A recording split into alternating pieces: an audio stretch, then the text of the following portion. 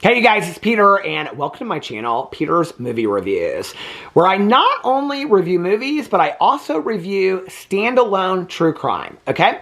So I also have a TV reaction channel listed in the description box below, which is where I review reality shows, I review scripted series on Netflix, Apple TV, everywhere, but I also review documentary, true crime, documentary, all kinds of documentary series over there as well, if they are series. If they are standalones, I am now putting them over here. Okay, so today I want to review and react to a documentary that I watched last night on HBO. I believe it's newer to HBO, but I don't know. It says it came out in 2025, but I just started getting people mention it to me this week. I think 3 people sent it to me and said, this just came out. I'd like to know what you think about it. But when I looked it up, it said it came out in 2025. The documentary is called The Secrets We Bury. It is currently on HBO right now. I have lots of thoughts about this. I watched it last night. Let me read you the synopsis first, and then so you guys will know about it, and then we will get into it. It's not really like a true crime documentary where a lot can be spoiled, because like right from the beginning, you kind of know what happens. But we'll get into that in just a second. The Secrets We Bury is a 2025 true crime documentary following the Carroll siblings as they investigate their father, George Carroll's mysterious disappearance in the 1960s, uncovering dark family secrets and complexities. Available to stream on HBO Max and Discovery Plus, offering a poignant look into a family's quest for closure. It's an ID, like true crime documentary, of which they put a lot of those out. Key aspects of the story: the film documents Mike Carroll's journey to find answers about his father's decade-old vanishing act, revealing a far more disturbing story than anticipated, involving abuse and murder. It blends interviews with the siblings and archival footage, creating an intimate and emotional family drama mixed with mystery. Explores family loyalty, trauma, abuse, and the difficulty of confronting painful truths even with one's family. So I was recommended this by several people. I was like, I want to watch a true crime last night, so I started watching this. So this is how it kind of starts. And when I get to the spoilers, I will let you guys know in case you want to watch it. Even me spoiling it for you isn't going to really ruin it. I don't know that I would highly recommend this. It definitely wouldn't be on my top 10 of true crimes that I've ever watched. It wouldn't be in my top 10 for the last year of true crime documentaries that I've watched. It was okay. I didn't think it was horrible. I didn't think it was great. I think it achieved to be something that it kind of missed the mark on. I thought it was just a very sad documentary, honestly.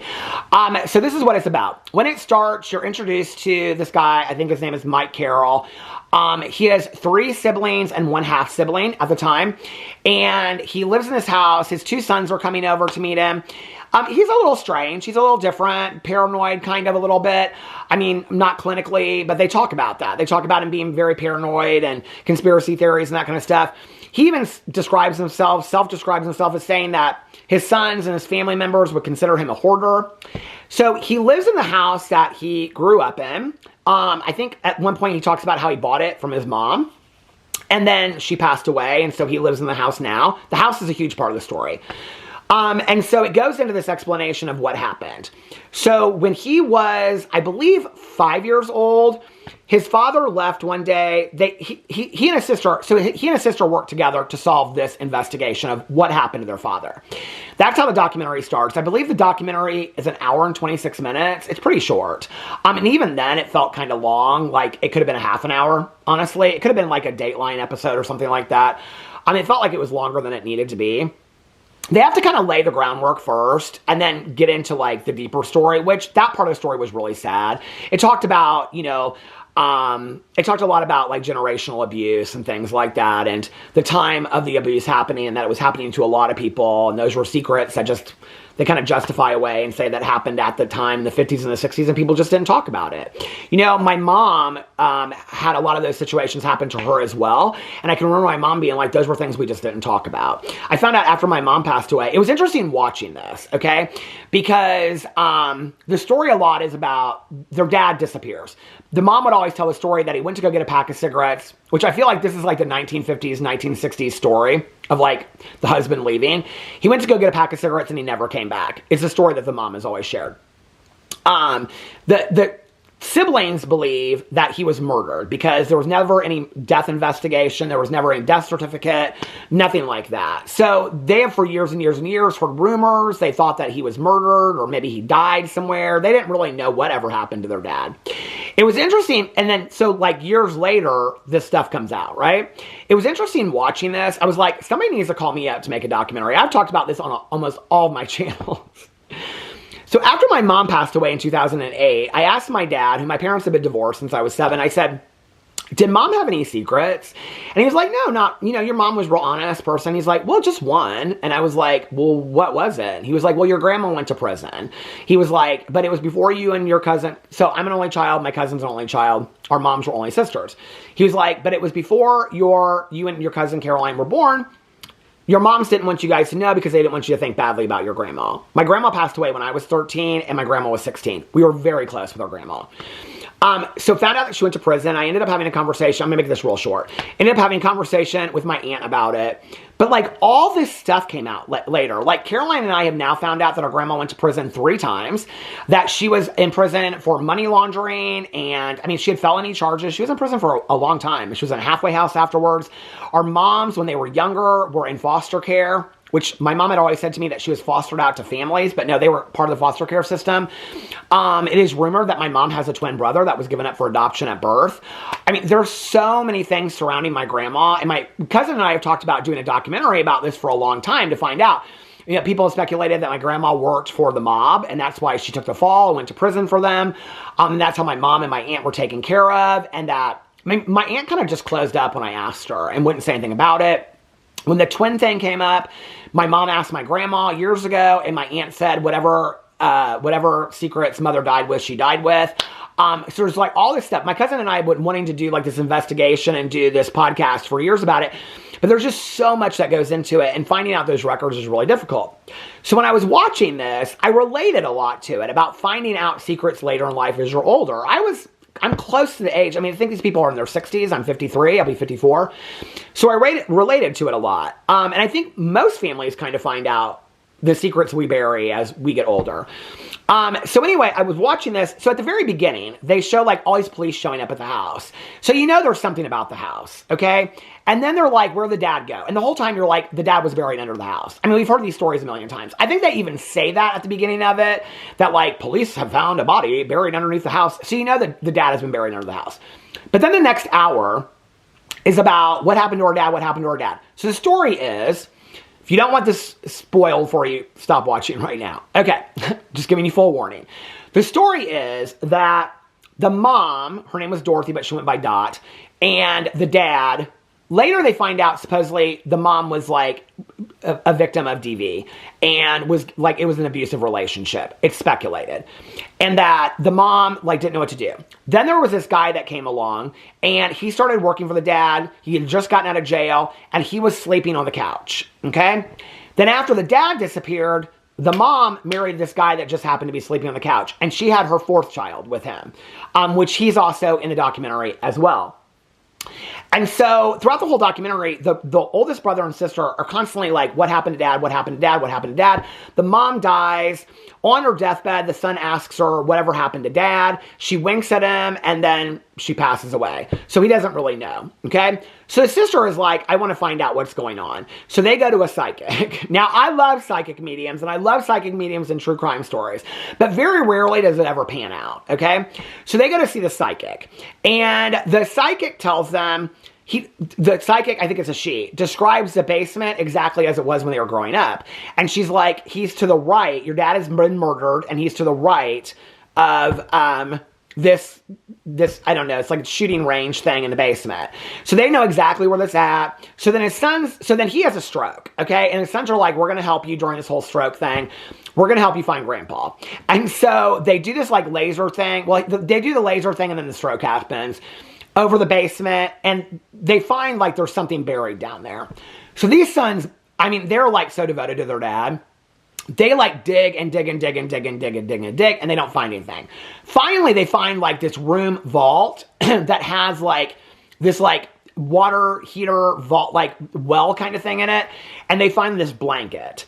So anyway, they find out that the father has been buried down there, and he was murdered. It was blunt force trauma is what they rule it. So then they think that the 4th son's dad, who she remarried, or she married, after her husband went missing that he's the one that killed him. There's always speculation. You never find out what happened because how can you? All the people that were involved in it are dead now. So it's just always speculation. They say that maybe he fell in there by himself. Did the mom know? Did the mom not know? How could she not know? You know, maybe it was this. It's just a lot of speculation. But then it turns into this whole thing about the sister. There was another sister named Pat, and she passed away. She had cancer. But the one brother talked to her, and she ran away. She was real wild. She ran away when she was like 15. He was like, why does anybody at 15 run away from a good home? She alleged that her stepfather was essaying her, that he was abusing her. The older sister, Jean, I think is her name, she also collaborates that story because she was as well. And she says that she thinks her sister, she like sides with her mother 100%. Like she's like, my mother did no wrong. She couldn't have known anything or whatever.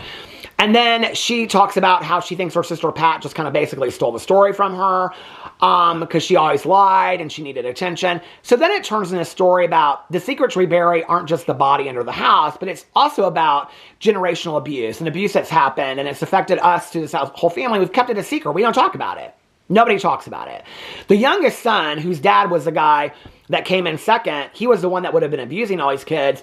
The dad's at the wedding, and he says, I would never have, he like fully believes everybody. And he's like, I would never have had my dad at the wedding if I had known these things had happened then. Like, he feels horrible about it. It's interesting, like, that was probably one of the most interesting aspects for me, is that they think that his dad was the one that murdered their dad, but they don't blame him for it.